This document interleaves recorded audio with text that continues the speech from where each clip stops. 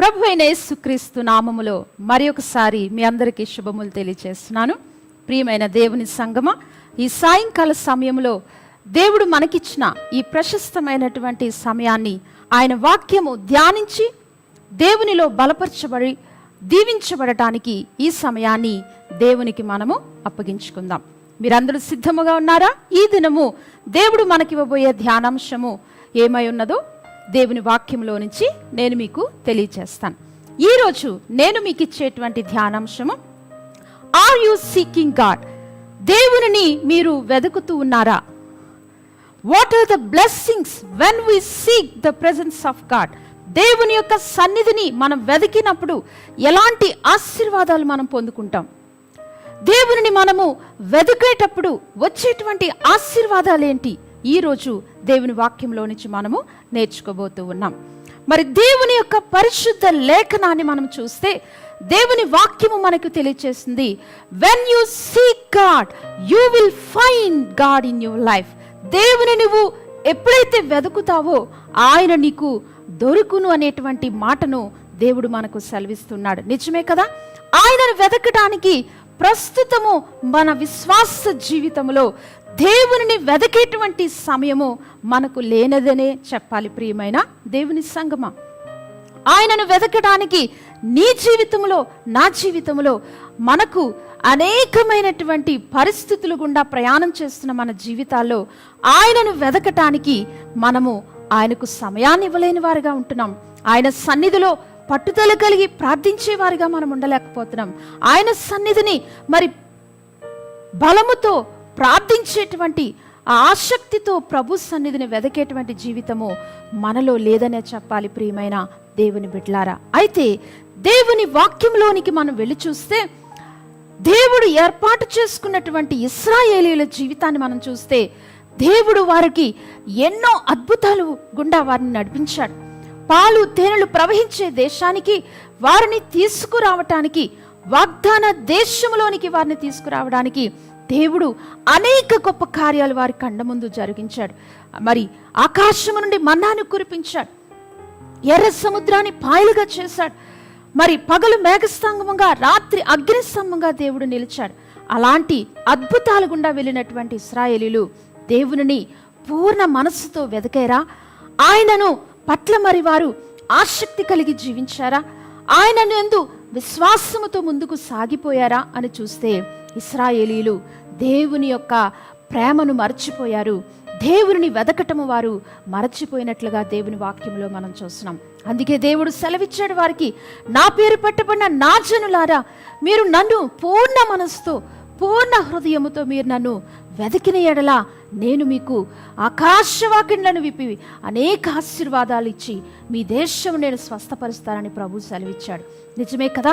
ప్రియమైన వార్లారా, ఈరోజు మన జీవితాల్లో, మన కుటుంబంలో దేవుని మనము వెతుకుతూ ఉన్నామా? మన జీవితంలో ఆయనను వెతకటానికి ఆయనకు నీకు మధ్య ఎలాంటి బంధకములు ఉన్నాయి? ఈరోజు ఆయనను నువ్వు వెతకటానికి నీకు ఉండే అడ్డంకులు ఏంటో మరి ఈరోజు నువ్వు దేవుని వాక్యం వినుట ద్వారా మన జీవితాల్ని దేవునికి మనము సమర్పించుకోవలసి ఉంది. సో దేవుని వాక్యంలోనికి మనం వెళ్ళి చూస్తే భక్తుడైనటువంటి దావీదు తన జీవితంలో ఒక చక్కటి మాటను సెలవిస్తున్నాడు. ఏమిటంటే, యెహోవాను వెదకువారు వారి హృదయమందు సంతోషిస్తారు అని దేవుని వాక్యం చెప్తూ ఉంది. భక్తుడైన దావీదు చెప్తున్నటువంటి మాట 14వ కీర్తన 2వ వచనాన్ని మనం చూస్తే, వివేకము కలిగి దేవుని వెదకువారు కలరేమో అని యెహోవా ఆకాశము నుండి చూచి నరులను పరిశీలించెను. ఎంత చక్కటి మాట!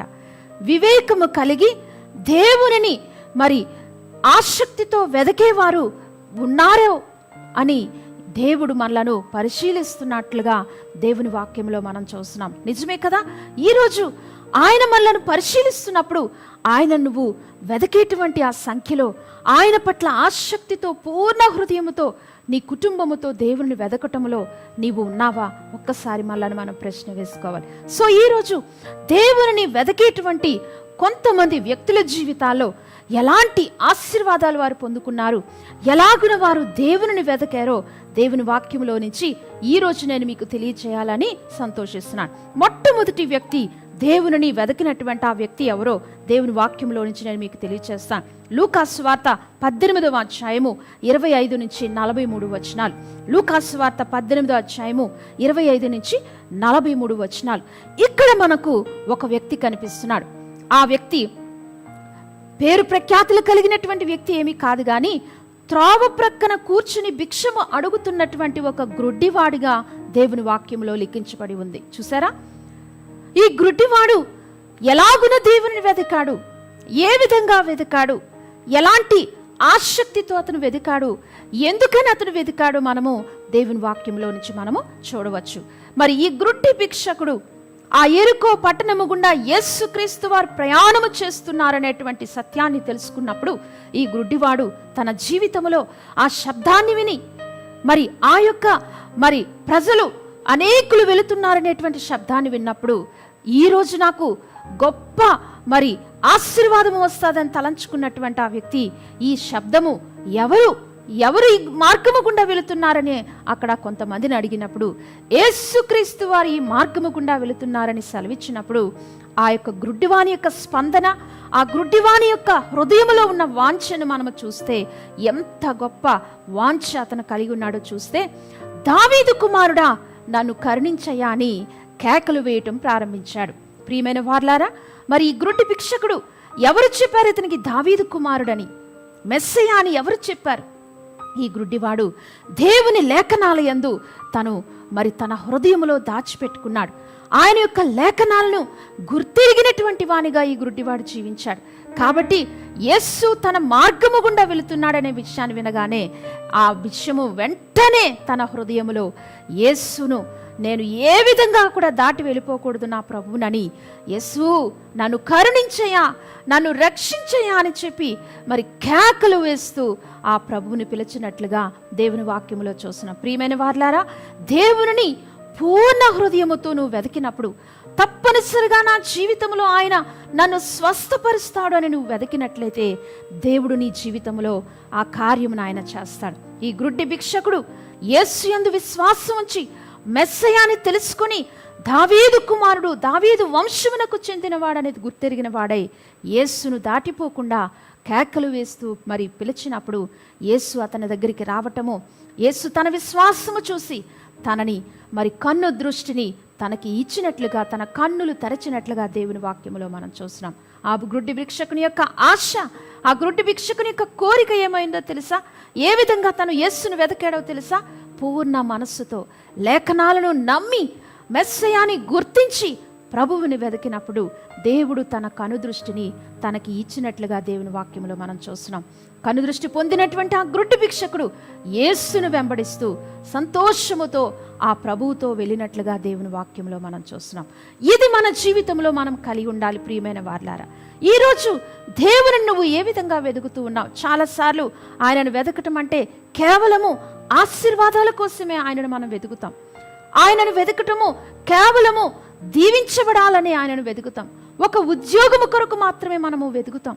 ఒక గొప్ప ఆశ్చర్యకారం జరగాలనే మనం వెతుకుతాం మన జీవితంలో. అయితే వాటన్నిటితో పాటు నీకు ఉండవలసింది ఏమిటంటే ఆయన యందు విశ్వాసం ఉంచటము, ఆయన లేఖనాలయందు నమ్మిక ఉంచటము.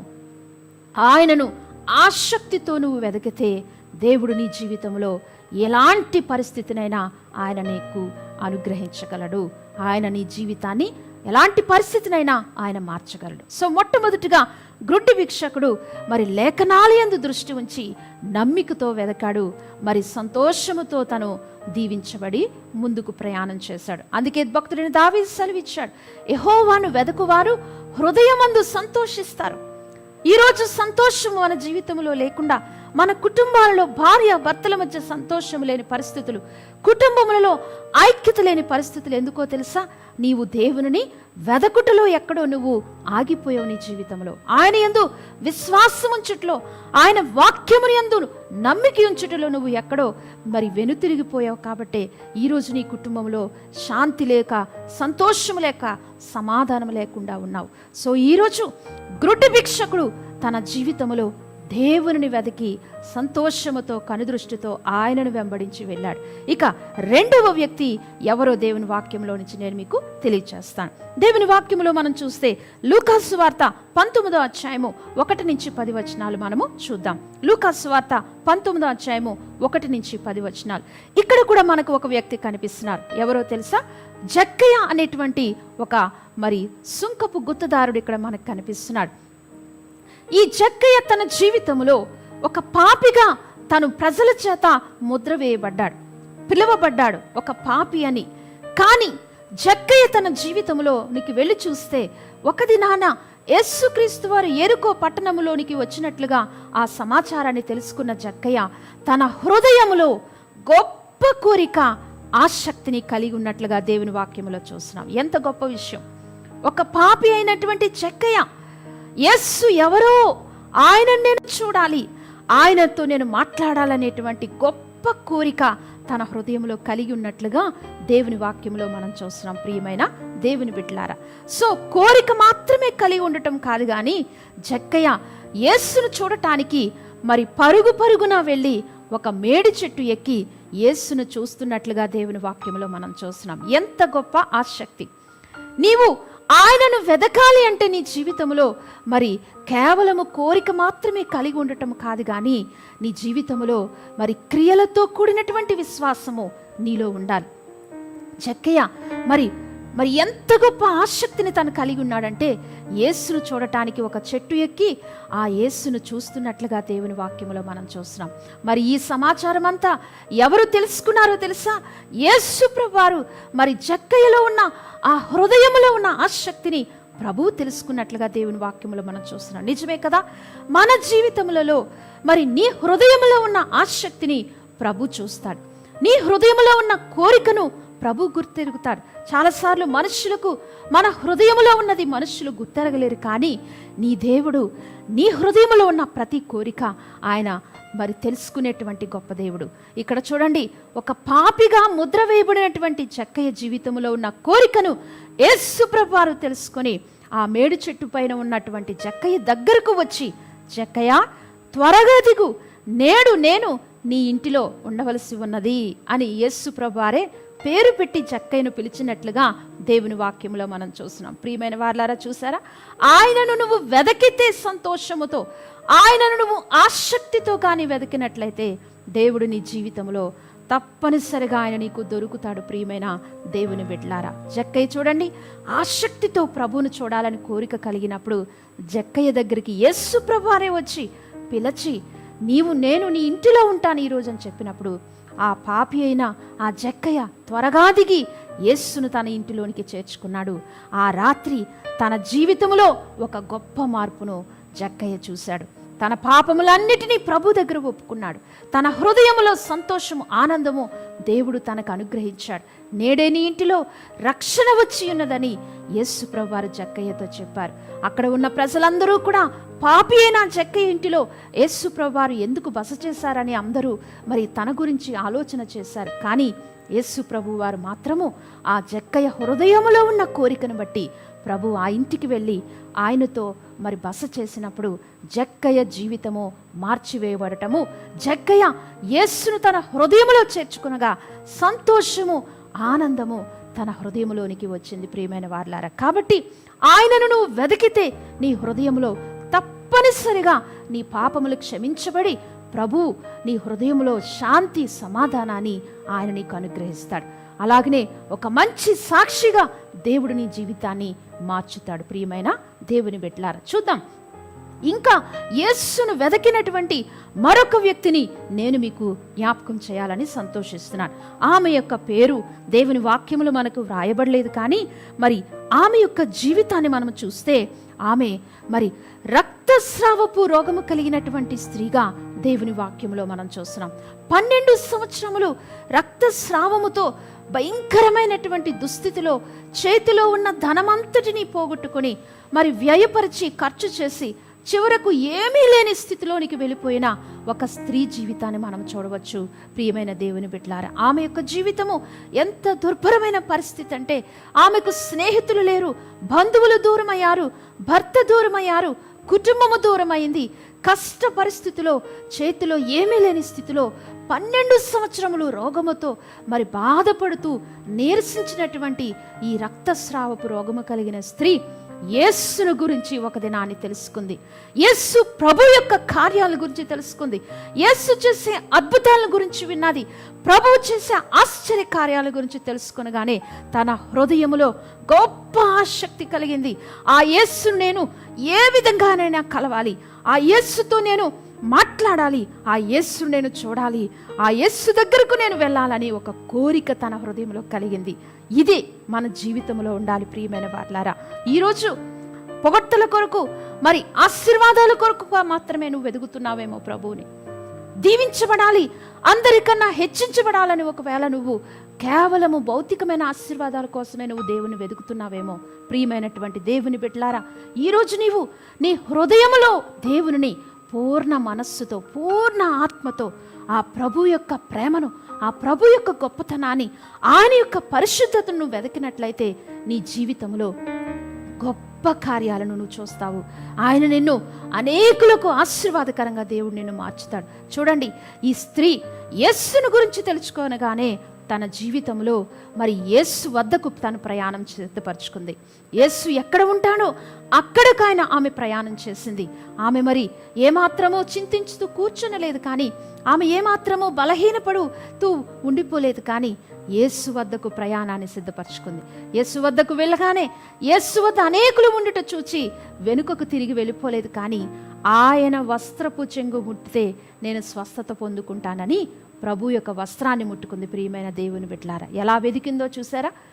ఆమెకు కావలసినటువంటి ఆ స్వస్థత కొరకు ఆమె మరి ఎంత కష్టమో అయినా సరే, మరి ఆమెలో మరి ఎలాంటి మరి బలము, శక్తి లేకపోయినా సరే యేసును వెతుకుకుంటూ వచ్చింది.